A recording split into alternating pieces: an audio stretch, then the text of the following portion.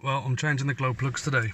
I've had an engine management light on for a while and I got it plugged in and the code's come up saying cylinder 1 and 3 glow plug was faulty.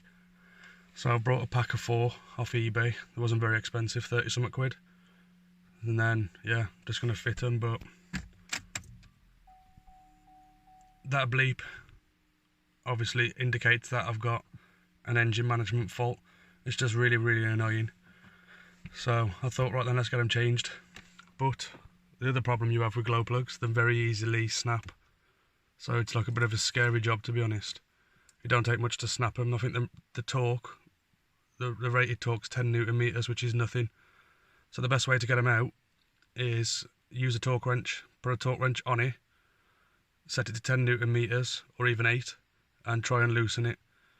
If it don't come undone, give it a good spray with penetrating oil or something like that, and just drive around and give it a day or two, and then try again, and just keep doing this process until they do come loose. Don't try and do it under more force, like more than 10, like I don't know, 20 Newton meters, because you're more than likely to just shear it off, and you don't need that hassle. Your car will still run with faulty glow plugs. It's just it don't start very well. So you're better off live with it not starting very well than not being able to use it full stop. So yeah, maybe this is the sort of job you want to take to a garage in case it does go wrong, but I'm going to do it myself. Fingers crossed nothing does go wrong, but you can never tell with glow plugs. Right then, engine bay. You take your engine cover off. That just pulls off. You've got your glow plugs on these wires. One there, one there, one there, and one there. These carefully wiggle and pull. It's just a bit like a spark plug lead.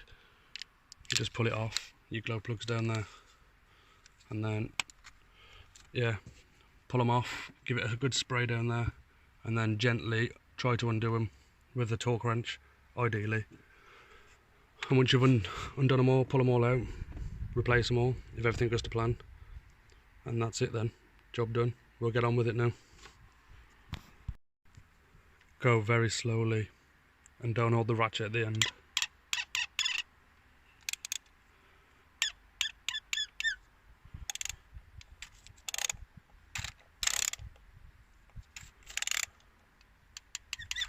It keeps going tight again. If these snap, you've got trouble.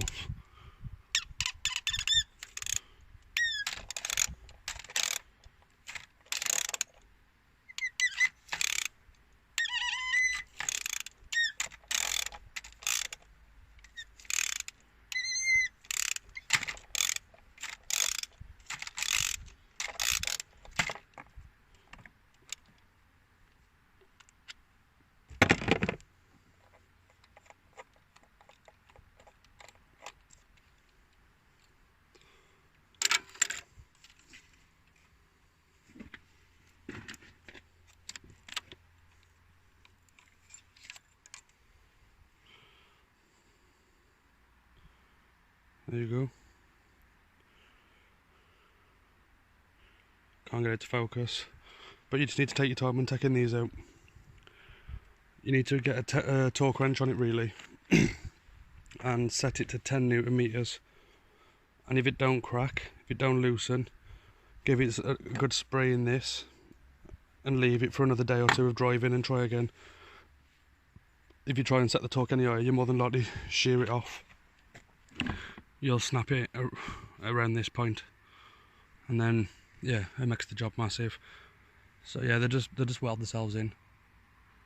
So just take your time with it, and bit by bit. Here's the new glow plugs. I brought Denso. As you can see, they're nice and clean compared to the others. So yeah, I'll just refit these and then I'll torque them up to 10 Newton meters. If you over tighten them, you'll just snap it. So don't over tighten it. That's the new glow plugs all fitted. As you can see, it's now just to push these back on. make sure it's secure, which that is. You clip all these back on, and that's it. Put the engine cover back on. Those are all clipped on.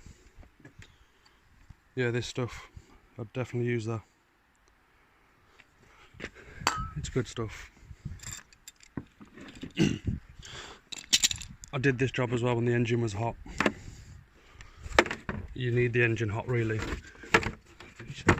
You don't want it cold. And that's it. Job done. The last part to it is to clear the code. I've got this cheap scanner here, that's off eBay, an OBD2 scanner. So I'll plug this in now, clear the code, and that'll be it. I save taking to a garage and being charged 20-30 quid just to clear it. This one don't actually read the codes on the car. It don't tell you what the issue is, but it will clear the code. So all you have to do is get this plug. It goes under the dashboard there.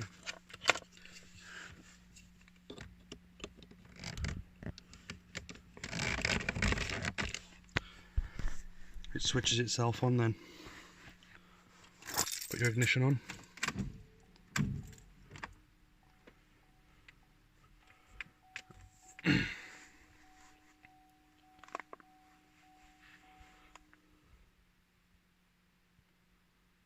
I'll go through it, read the ECU.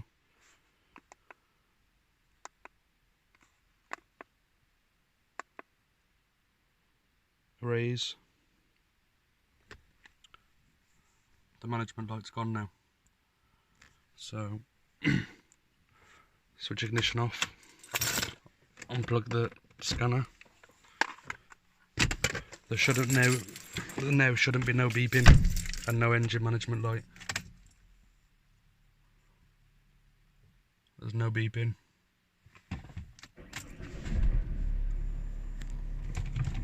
And no engine management light. It'll go out now.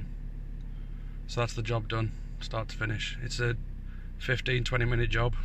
That's all it's took me. That's it, as long as nothing snaps or nothing goes wrong. But it's not difficult. Just be really careful. If you're nervous about it at all, just take it to a garage. Because if it does snap, it's their problem, then not yours. And that's it. Thanks for watching. If you've got any questions, just leave a comment. I'll get back to you as soon as I can. Yeah, like and subscribe. Thank you.